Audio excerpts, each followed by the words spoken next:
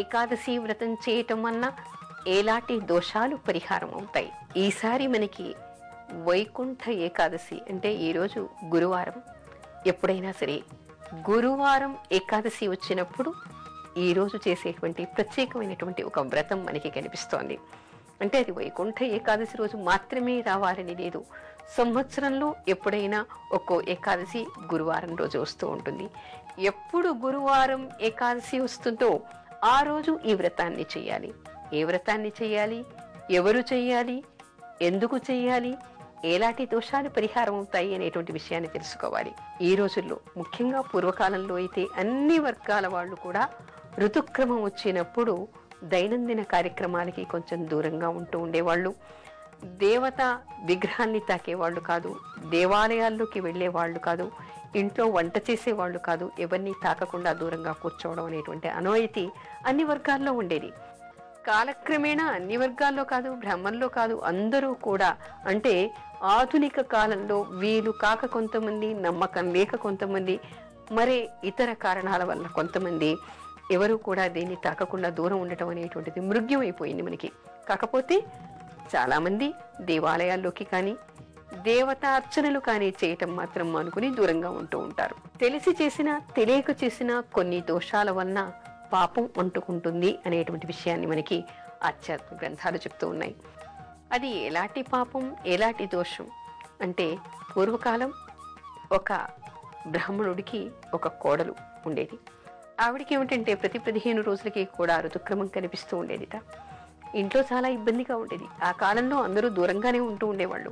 కాకపోతే ఇంట్లో చేసేటువంటి కార్యక్రమాలకి దూరం ఇబ్బంది కలగటం వలన ఆ కోడలికి ఆ బ్రాహ్మణుడు చెప్పేట, నువ్వు శుక్లపక్షంలో వచ్చేటువంటి ఏకాదశి రోజు ఇంట్లో కలిసిపో, బహుళంలో వచ్చేటువంటి నీ ఋతుక్రమానికి మాత్రం దూరంగా ఉండు, నెలకొకసారి దూరంగా ఉంటే సరిపోతుంది అనేటువంటి మాట చెప్పేట.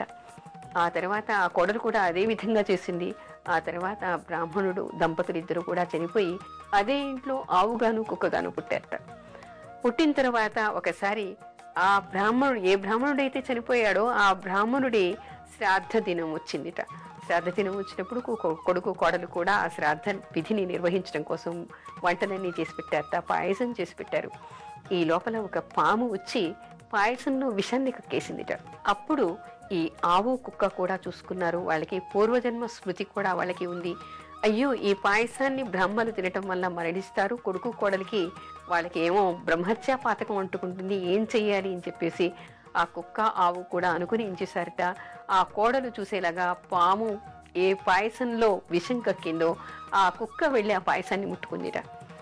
అప్పుడు కోడలికి కొడుక్కి కూడా చాలా కోపం వచ్చిందిట. శ్రాద్ధభంగం చేశారు, ఇవాళ మా అత్తగారి శ్రాద్ధము, ఈరోజు ఇలాంటి శ్రాద్ధభంగం చేశారు, బ్రాహ్మణికి పెట్టకుండా కుక్క ముట్టుకుంది పాయసాన్నని దాన్ని చావ కొట్టారట. కొట్టిన తర్వాత ఆ ఇద్దరు కూడా అనుకోవడం, ఈ జంతువుల భాష కొడుక్కి తెలుసుట. రాత్రిపూట పూర్వజన్మలో మనం పాపం చేశాము, కోడల్ని ఇలా ముట్టుకోమని చెప్పాము, ఆ దోషం వలన కోడలు ఆ దోషం చేయటం వలన, కోడలికి ఆ దోషం చేయమని చెప్పటం వలన ఇక్కడ కుక్క జన్మను, జంతువుల జన్మను మనం ఎత్తాము, అందుకని ఈ పాపాన్ని అనుభవిస్తూ ఉన్నాం. ఇక ఇప్పుడు మన వలన కూడా వీళ్ళకి పాపం వచ్చింది, వాళ్ళకి బ్రహ్మహత్యా పాతకం రాకుండా మనం ఈరోజు ఏ విధంగా అయినా కాపాడాము అనేటువంటి మాటలు మాట్లాడుకోవడం కొడుకు విన్నట్ట.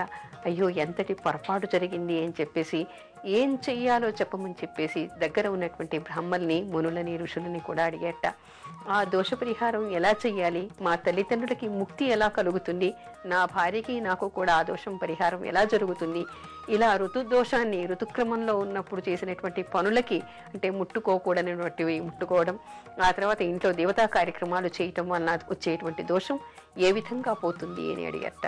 అప్పుడు వాళ్ళు చెప్పేది ఏంటంటే, ఒక సంవత్సర కాలము ప్రతి ఏకాదశి అంటే ఎప్పుడు ఏకాదశి గురువారం వస్తుందో ఆ ఏకాదశి గురువారం రోజు విష్ణుమూర్తిని అర్చించటం వలన, ఏకాదశి గురువారం వ్రతం చేసి ఒక సంవత్సర కాలం చేసినటువంటి ఆ పుణ్యాన్ని అత్తమామలకి ధారపోయటం వల్ల ఆ ఋతుక్రమంలో కలిసినటువంటి దోష పరిహారం అవుతుంది అనేటువంటి విషయాన్ని చెప్పారట.